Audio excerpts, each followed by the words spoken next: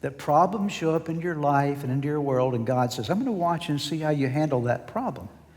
Will you say yes and trust me in it? Will you say yes and believe that I'm going to help you through it? Will you say yes and claim my promises? Or will you stress yourself out and worry with fret and fear over all that's going on in your life? How will you handle it? Will you say yes to my way? Or will you say no to my way and yes to your way? What will you say yes to, and what will you say no to? And how we respond in these areas tells a whole lot about our spiritual journey. And the Bible's very clear about our yeses. In Proverbs 3, 5, and 6, the Scripture says, trust. Would you all agree this morning with me, or this afternoon, that trust is something positive? Would you agree with that? Yeah, very positive thing.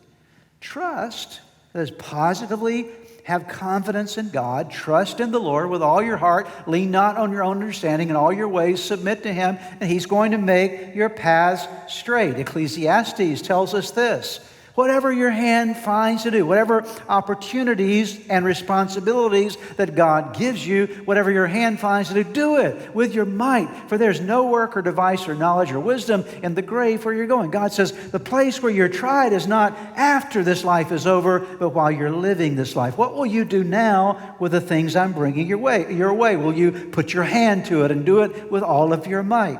The counterpart of this in the New Testament is Colossians 3, 23 and 24. Whatever you do, work at it with all your heart as working for the Lord, not for human masters, since you know that you'll receive an inheritance from the Lord as a reward. It is the Lord Christ you are serving. Hebrews 11 verse 6 says, and without faith. Stop with me for a moment. Would you all agree that faith is something very positive?